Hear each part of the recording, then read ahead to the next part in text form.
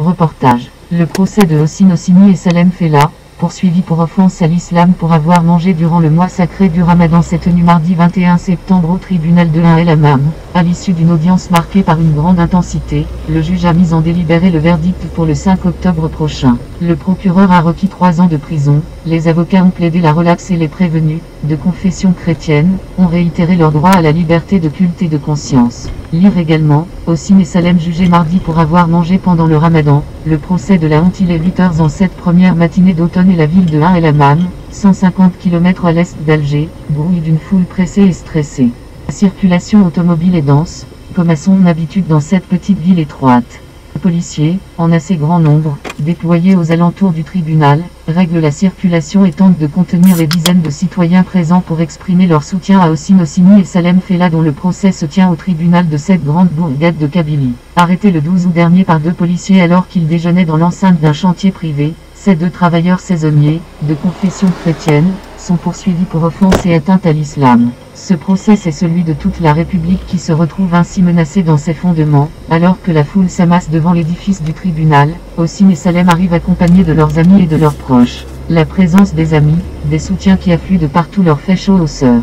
Ce procès est celui de toute la République qui se retrouve ainsi menacée dans ses fondements. Nous sommes victimes de l'excès de zèle de certaines personnes qui interprètent la loi de manière très personnelle. Quant au fait d'être chrétien, il faut rappeler que la Constitution algérienne garantit la liberté de culte, dit Hossein, 44 ans, technicien en informatique, marié et père d'une fillette née le 24 août dernier, converti lui aussi au christianisme depuis 2002. De petite taille, le bouc soigneusement taillé, vêtu d'un survêtement bleu, Salem, 34 ans, opine du chef. Ces 2 hommes qui doivent comparaître devant un juge et risquent 3 années de prison affichent pourtant confiance et sérénité. La salle d'audience est pleine comme un œuf. Peu avant 10h, les portes du tribunal s'ouvrent. Des policiers en civil filtrent les entrées. Seules les personnes munies d'une convocation ou d'une carte de presse ont le droit d'accès. La salle d'audience est pleine comme un œuf. Tous les espaces sont occupés. Dehors, des centaines de personnes prennent place sur le trottoir en face du tribunal.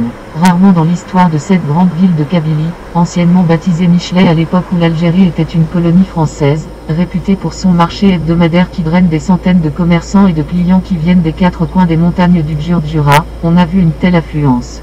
Pouvoir assassin, au bout de 10 minutes d'attente, l'assistance se lève au grelottement d'une petite sirène qui annonce l'entrée de la cour. Le juge fait signe à l'assistance de s'asseoir.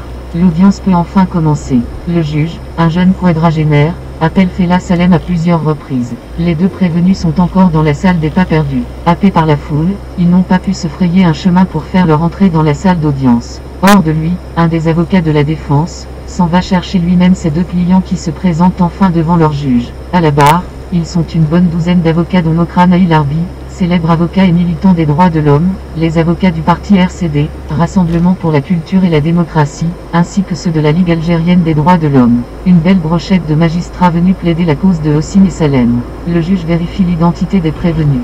De la rue montent des slogans rageurs. Pouvoir assassin, les cris des manifestants sont tellement assourdissants qu'il devient presque impossible d'entendre le juge et le procureur, d'autant plus que la salle n'est pas équipée de micros. Pour que la procédure soit légale, il aurait fallu que la police judiciaire fasse valoir un mandat de perquisition. Le réquisitoire du procureur est bref.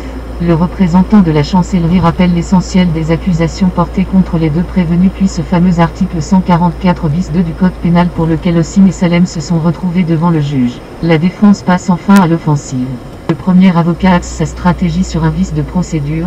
Les policiers qui ont procédé à l'interpellation des 2 prévenus n'étaient pas en possession d'un mandat de perquisition le jour où ils s'étaient présentés dans le chantier dans lequel travaillaient les 2 prévenus. Appartenant à un privé, clôturé, le lieu de l'interpellation ne pouvait être assimilé à une place publique. Pour que la procédure soit légale, il aurait fallu que la police judiciaire fasse valoir un mandat de perquisition, assène l'avocat. Il demande donc l'annulation pure et simple des poursuites judiciaires. Le procureur prend la parole, mais s'exprime d'une voix si faible que nous n'arrivons pas à saisir le moindre mot. Le juge interroge Salem sur les circonstances de l'arrestation. Celui-ci expédie ces circonstances en quelques mots avant de charger le procureur. Quand j'ai dit que j'étais de confession chrétienne, le procureur m'a demandé d'aller vivre en Europe, s'offusque-t-il. Jeudi 12 août, lorsque celui a été présenté en compagnie de Hossein devant la procureure adjointe, celle-ci avait rétorqué, « Ici, nous sommes dans un pays musulman, si vous êtes chrétien, vous devez changer de pays. Tu sais qu'il est interdit de manger le ramadan. » C'est au tour de Hossein d'être interrogé. Calmement, Posément, il rétorque qu'en Algérie il n'y a aucune loi qui interdit de ne pas manger durant le mois de Ramadan ou d'être chrétien. Il est impossible qu'on nous ait vus de l'extérieur, plaide-t-il. Nous étions dans le chantier et derrière un mur de briques. Même à partir d'un avion, il ne nous aurait pas repérés. La salle éclate de rire. Le juge interpelle Hossein. Tu sais qu'il est interdit de manger le Ramadan, Hossein, sans se démonter, répond du tac au tac. Oui, dans les lieux publics. À l'extérieur de la salle d'audience, une personne improvise un discours à la foule qui applaudit à tout rompre.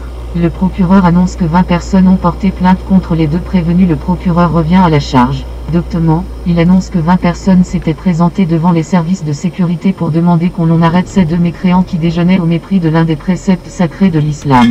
Il termine son intervention en rappelant que si la constitution algérienne garantit la liberté de culte, cette liberté a ses limites. L'un des avocats bondit pour saisir au vol cette accusation. Il répond, je ne dis pas que le procureur ment, mais dans le dossier de l'accusation il n'y a aucun élément qui prouve que des gens, au nombre de 20, se sont présentés devant les services de sécurité pour se plaindre. Où sont donc les procès-verbaux? Silence dans la salle. À ce niveau, le procès devient carrément burlesque. Le pays est ensanglanté par le terrorisme, miné par l'affairisme, ravagé par la violence sociale, gangrené par la corruption, et voilà que la justice algérienne, sous les traits d'un jeune juge, instruit le procès de deux modestes ouvriers de chantier coupables d'avoir pris leur déjeuner durant le mois de Ramadan. Burlesque. Seul Dieu a le droit de punir le non-jeuneur. D'autres avocats montent au créneau. Ils s'emploient chacun à démontrer le vice de procédure. S'il y avait une effraction, il faudrait la chercher du côté de la police qui a violé l'intimité et la propriété d'un domicile privé, explique l'un d'eux. Un vieux ténor du barreau soutient lui qu'il n'existe aucun verset dans la Coran, aucun témoignage dans la vie du prophète Mohammed, absolument rien, qui prévoit une punition, un châtiment, à l'encontre des gens qui n'observent pas le jeûne. Seul Dieu a le droit de punir le non-jeûneur, tonne-t-il. Visiblement, les avocats jouent sur du velours. Un quatrième avocat s'interroge, réfléchissez bien messieurs. Si 2 chrétiens sont condamnés aujourd'hui en Algérie, combien de musulmans seront condamnés demain en Occident? La foule applaudit. Un sandwich et une bouteille de limonade comme pièce à conviction. C'est au tour de Mokrane Aïl-Arbi de passer à l'offensive. Il passe en dernier. Redoutable tribun, rompu aux arcanes de la justice algérienne, aussi à l'aise en arabe qu'en français ou en kabyle, il porte l'estocade. Maître Aïl-Arbi choisit le registre de la dérision. Il souligne d'emblée que dans de nombreuses affaires jugées par la justice algérienne, les pièces à conviction font défaut. Dans le cas de Hossein et Salem, ces pièces-là sont dûment consignées dans un procès verbal présenté devant la justice algérienne. De quelles pièces s'agit-il? Des restes d'un sandwich et d'une bouteille de limonade. Nous demandons seulement nos droits, Aïl-Arbi poursuit. Que dire de ceux qui déjeunent dans les hôtels UP d'Alger, le Sheraton, le Hilton ou le Saint-Georges, El Jazaïr, pour 5000 dinars le repas? Eux ne courent aucun risque de se retrouver un jour devant un juge. Ce n'est pas le cas de Hossein et de Salem. L'avocat prévient contre une talibanisation du pays et termine sa plaidoirie en soulignant qu'à cette allure, on aura bientôt une police islamique traquant dans la rue les gens qui ne font pas la prière.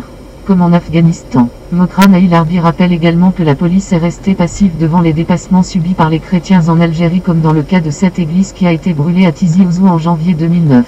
Il conclut, le chrétien, certes, doit respecter le musulman, mais il faut que cela soit réciproque. Le juge demande un dernier mot à Salem Fella. Celui-ci s'exécute. Nous demandons seulement nos droits, nous n'entendrons pas la réponse de Hossein. Le juge annonce que le verdict est mis en délibéré jusqu'au 5 octobre prochain. La séance est levée. Il ne s'agit pas d'une raclée, mais d'une leçon dans le couloir côté cour. Les avocats de la défense échangent des mots avec le juge. Tout le monde a le sourire et s'accorde à dire que la séance n'a pas été excessivement longue. Des banalités qui permettent d'évacuer la tension dans la forme plutôt que dans le fond. Selon les avocats, l'on s'achemine vers un non-lieu. Il y a une réelle volonté d'apaisement. Ils tentent de rattraper les excès de zèle qui nous ont menés jusque-là, dit l'un des avocats du collectif de Mokrane Aïl-Arbi. À l'extérieur du tribunal, Hossein et Salem sont happés par la foule qui leur exprime un soutien indéfectible. Ils sont félicités et congratulés de toutes parts. Salem dit que la justice vient de prendre une raclée. Hossein le corrige, il ne s'agit pas d'une raclée, mais d'une leçon. Il est vrai que les avocats ont été brillants et les prévenus dignes. Photo DNA, Hossein Hosseini et Salem Fella à la sortie du tribunal d'Ain El Hammam, mardi 21 septembre, procès des non-jeûneurs.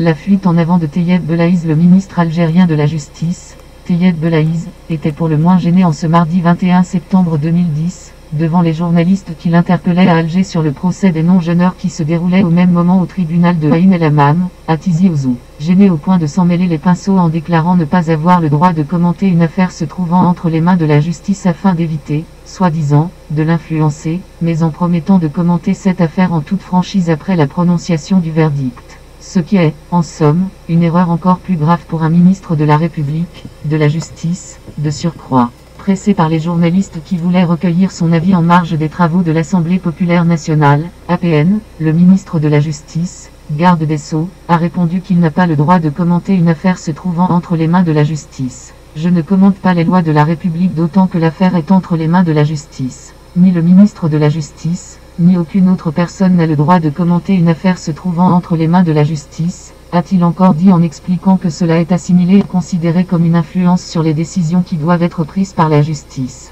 Le garde des Sceaux a promis toutefois de s'exprimer en toute franchise sur ce sujet après la prononciation du verdict. À propos de l'opportunité d'un tel procès, le ministre a précisé que la justice tranche sur n'importe quelle affaire qui lui est présentée. Se voulant rassurant, il a ajouté « Il faut laisser la justice travailler en toute indépendance sans aucune forme d'influence. Il y a des magistrats honnêtes et compétents qui appliquent les lois de la République. » Ah oui, point d'interrogation.